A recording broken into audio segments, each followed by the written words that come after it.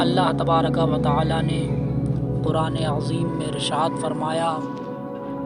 جس کا مطلب اور جس کا مفہوم یہ ہے کہ مومن کامیاب ہیں وہ مومن جو اپنی شرمگاہوں کی حفاظت کرتے ہیں اور قضائے شہوت صرف اپنی بیویوں اور اپنی باندیوں سے ہی ادا کرتے ہیں، اور جو اس کے علاوہ اپنی قضائے شہوت کا طالب ہو وہ حد سے تجاوز کرنے والوں میں سے ہے۔ تفسیر مدارک شریف میں اس کی تفسیر میں لکھا ہے کہ اللہ تبارک و تعالیٰ کے اس ارشاد سے یہ مستفاد ہوتا ہے کہ صرف بیوی اور جس کے تم مالک ہو اس باندی سے قضائے شہوت کے طالب ہو سکتے ہو۔ اس کے علاوہ جتنے بھی طریقے ہوں گے وہ سب حرام اور ناجائز ہوں گے۔ مثلاً نکاح متع یہ بھی حرام اور ناجائز ہے۔ اسی طریقے سے تفسیر مدارک میں لکھا ہے کہ یستمنا استمتاع بالکف، اپنے ہاتھ سے استمتاع کرنا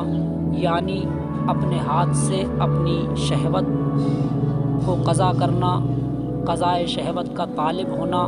یہ بھی ناجائز و حرام ہے، اس لیے کہ اللہ تبارک و تعالیٰ نے صرف 2 آپشن دیے ہیں، وہ اپنی بیوی اور باندی سے قضائے شہوت کا طالب ہونا ہے۔ اس کے علاوہ جو بھی طریقہ اپنایا جائے وہ ناجائز و حرام ہے۔ معزز سامعین محترم، آج کی اس گفتگو کا مقصد یہ ہے کہ ہمارے بہت سارے نوجوان اس عمل خبیث میں مبتلا ہیں، جو لا علمی کے طور پر اس عمل کو انجام دیتے ہیں اور اپنی جوانی کو برباد کرنے کے ساتھ ساتھ، اپنی صحت کو برباد کرنے کے ساتھ ساتھ وہ اللہ اور اس کے رسول صلی اللہ تبارک و تعالی علیہ وسلم کے نافرمان ہوتے ہیں اور اللہ اور اس کے رسول صلی اللہ تبارک و تعالی علیہ وسلم کی حکم عدولی کرتے ہیں۔ ان سے میری گزارش ہے کہ اللہ تبارک و تعالی نے اس عمل خبیث کو حرام فرمایا ہے اور اللہ تبارک و تعالیٰ کے اس فرمان پر عمل کرنے میں ہی بھلائی ہے، اس لیے کہ اگر اللہ کے فرمان پر عمل نہ کیا گیا اور اپنے ہاتھوں سے اپنی صحت کو برباد کیا جاتا رہا اور اپنے ہاتھوں سے اپنی طاقت کو برباد کیا جاتا رہا تو اپنی صحت تو برباد ہوگی ہی ہوگی، اپنا ذہن کمزور تو ہوگا ہی ہوگا، اور دنیا کے نقصان کے ساتھ ساتھ اللہ تبارک و تعالیٰ کل قیامت کے میدان میں جہنم عطا فرمائے گا اور جہنم کی سخت آگ میں جلائے گا۔ اللہ کے رسول صلی اللہ تبارک و تعالیٰ علیہ وسلم نے ارشاد فرمایا ہے، ناکح الید ملعون،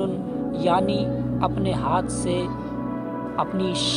شہوت کو قضا کرنے والا، اپنے ہاتھوں سے اپنے ویریے اپنے منی کو نکالنے والا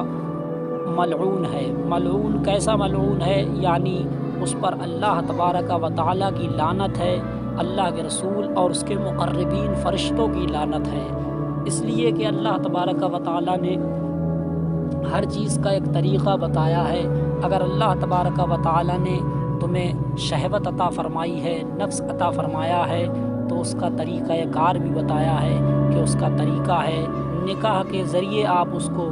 نکاح کے ذریعے اس کو قضا کیجئے، نکاح کے ذریعے اس کو پورا کیجئے، اور اس کے علاوہ جو بھی طریقے ہوں گے وہ اللہ تبارک و تعالیٰ کے حکم کے مطابق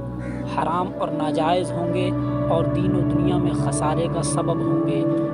لہٰذا جو لوگ اس فعل بد میں مبتلا ہیں ان سے میری گزارش ہے اور مؤدبانہ اپیل ہے کہ آپ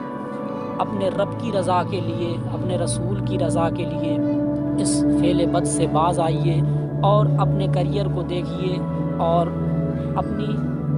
زندگی کو دیکھیے، اپنے مستقبل کو دیکھیے، اس لیے یہ ایسا عمل ہے جو زندگی کے ساتھ ساتھ تمہارے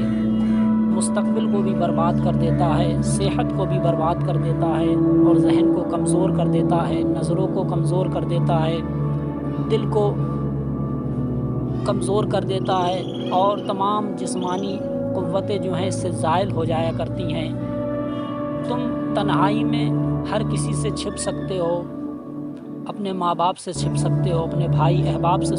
چھپ کر سکتے ہو اور اس کو چھپا بھی سکتے ہو، لیکن اللہ تبارک و تعالیٰ کی نظر سے کہاں جاؤ گے؟ اللہ تبارک و تعالیٰ تمہیں وہاں بھی دیکھ رہا ہے جہاں تمہیں کوئی نہ دیکھ رہا ہو۔ اللہ تبارک و تعالیٰ ارشاد فرماتا ہے واللہ بصیر بالعباد، اللہ جو ہے اپنے بندوں کو دیکھ رہا ہے۔ اور اللہ تبارک و تعالیٰ کے دیکھنے کا عالم یہ ہے کہ اگر موشے کی کالی رات ہو اور کالا پہاڑ ہو اور کالے پہاڑ پر کالی چیٹی ہو اور وہ کالی چیٹی اس پر حرکت کر رہی ہو، اللہ تبارک و تعالیٰ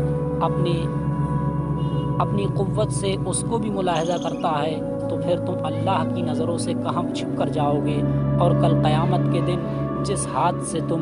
استمتاع کرتے ہو، یہی ہاتھ اللہ کی بارگاہ میں گواہی دے گا، اے میرے پروردگار، تو نے اس کو ہاتھ عطا فرمائے تھے، اس نے ان ہاتھوں کا ناجائز استعمال کیا اور اپنی جان پر ظلم کیا۔ کل یہ ہاتھ تمہارے خلاف قیامت کے میدان میں گواہی دیں گے اور تمہیں اپنے رب کے سامنے شرمسار ہونا پڑے گا۔ اس لیے خدا کے واسطے اللہ تبارک و تعالیٰ کی لعنت کا کام مت کرو، اس لیے کہ تمہیں ہاتھ اس لیے دیے گئے ہیں تاکہ تم ان سے اللہ کا کلام چھوؤ، ان سے مظلوموں کی مدد کرو، اس سے ظلم ہوتے ہوئے ظلم کو روکو، نہ کہ یہ کہ خود اپنے اوپر ظلم کرو اور دوسروں کے اوپر بھی ظلم کرو۔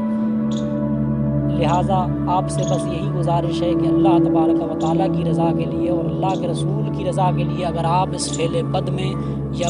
کسے باشد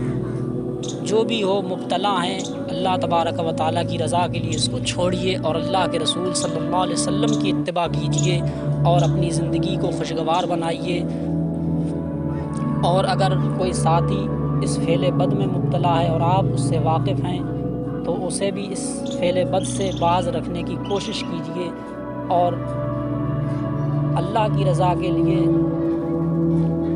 اپنی زندگی اسلامی شریعت کے مطابق گزاریے، اسی میں بھلائی ہے اور اس کے علاوہ میں خسارہ ہی خسارہ ہے۔ مزید اگر آپ کو یہ ہماری گفتگو اچھی لگی ہو تو اس کو دوسروں تک شیئر کیجیے تاکہ دوسروں تک یہ معلومات پہنچے اور وہ اپنے علم میں اضافہ کریں۔ وما علینا الا البلاغ۔ السلام علیکم۔